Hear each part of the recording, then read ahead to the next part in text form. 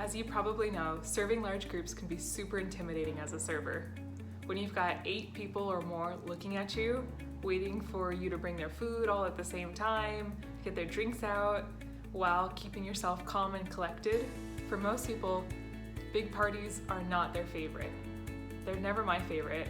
I would much rather have tables of 4, even 6 people at a time over parties of 8 or 10 or larger than that. But some restaurants, you just can't get around it. You're gonna have large groups all the time, and that's the type of restaurant that you're working at. So I wanted to create a system for serving large groups, something that would make it much easier just to follow the plan and the recipe, you might say, so that we can make sure that we're hitting the right steps every single time. So I've come up with the 8 steps for serving large tables and dealing with split checks, because you know if it's a party of 8 or more, they're not gonna all pay together, or they're likely not going to. So let's get going. Step 1, you have to have a plan.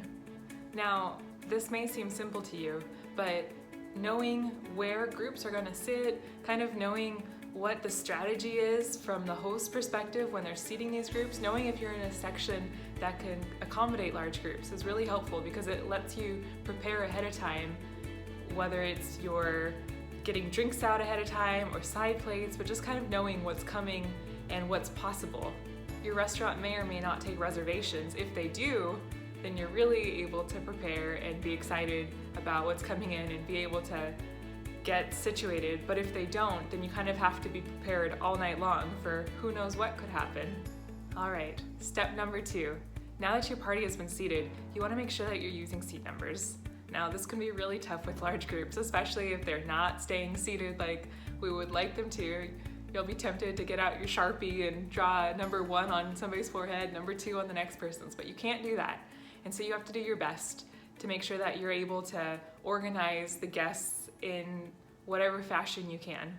So a lot of servers will draw a grid in their notebook, and that'll help them to keep track of how to organize. Other people are just going to use seat numbers based on the pivot points around the restaurant. So you'll have to figure out what works best for you. Number 3 is to ask about separate checks. This is the best time. Some servers get a little hesitant asking about payment right off the bat, but when they're just getting started, before they're starting to order, it's so much easier to be able to figure out who's going to be paying together and how you can organize yourself so that you can accommodate that. Now, some restaurants aren't going to let you do that, and they're just going to leave it to be a big mystery at the end of the meal, and that's okay too. Your best option is just to make sure that every person and their meal is separated on your checkbook, so that when you give them the bill at the end of the night, you're able to easily separate the people within your computer system and separate those bills. Along with that, you want to make sure that you're staying organized. So this is step number 4, is just being organized in your notebook. It's very easy to just write everything down, scribble it all over the place, and hope that you're going to be able to tell and read what things are. But if you take a little bit of extra time while you're taking the order, just to make sure that everybody has a meal, that they have a drink, that you know exactly who's getting what, that's going to make it so much easier when you actually put the order into the computer, and eventually when you bring the order out to the guests, and then if you do have to separate checks, it'll be much easier to understand what has happened. You'll also want to take a little bit of extra time when you're on the table just to repeat the order back to the guests.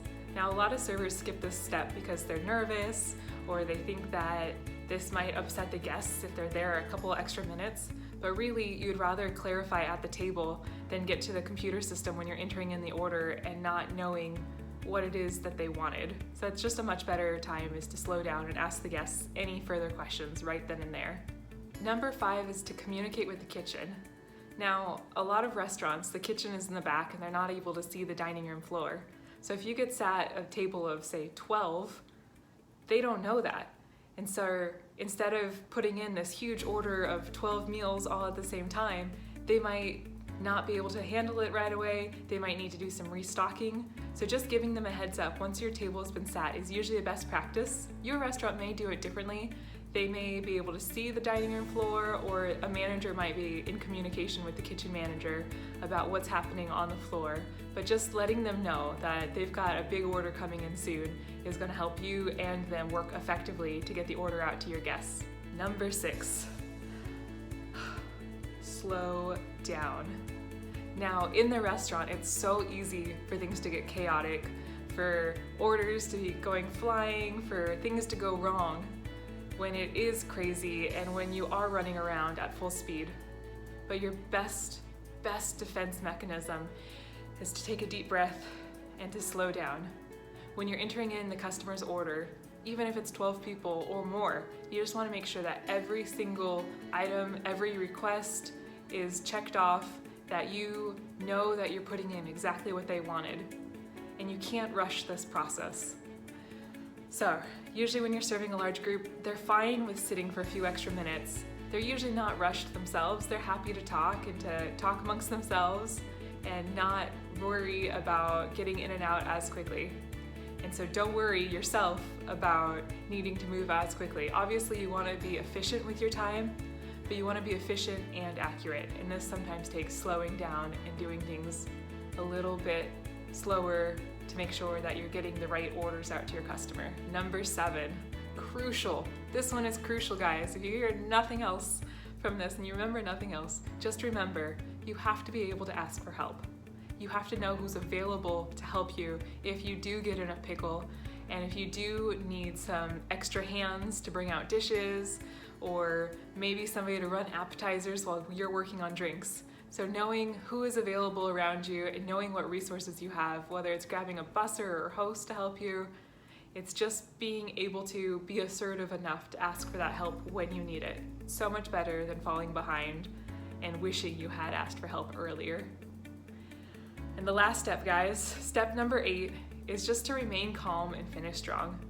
Now, there's a lot of things that can happen during a shift, especially when you're serving large tables.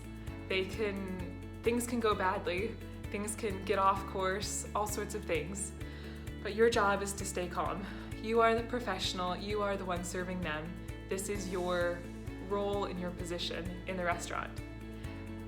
So you have to take ownership of that. Regardless of what happened, you have the opportunity to send them away as happy customers, to rectify anything that didn't go well, or to put the final cherry on top for a perfect service of the perfect evening. Now, a lot of servers get nervous at the end of serving large guests because they wonder what's going to happen. Maybe they did mess something up and they're kind of a little embarrassed or ashamed. You have to let that roll off, because you're going to, as soon as that table leaves, you're going to get a new table, and you cannot be thinking about those feelings when you start afresh. And so you just have to let it go and keep moving on with your evening and with your shift. Now, one other thing I wanted to touch on is just talking about tips. A lot of servers expect large tips after they serve big tables, and oftentimes this can happen. I mean, the bigger the table, the bigger the check, the bigger the tip. We all agree that that's how it should work, but sometimes it doesn't always work like that. And so sometimes that's just the luck of the draw. The table that you had is not as generous, or maybe things didn't go as well as planned. But my one big advice to you is do not let the tip be the determinant of your service. If you gave it everything you could, if you put in your best work, that has to be enough. I believe that hard work is rewarded. It doesn't always get rewarded right away, but the best you can do is what you have to offer. And so don't let the tip matter. It's just the tip at the end of the day.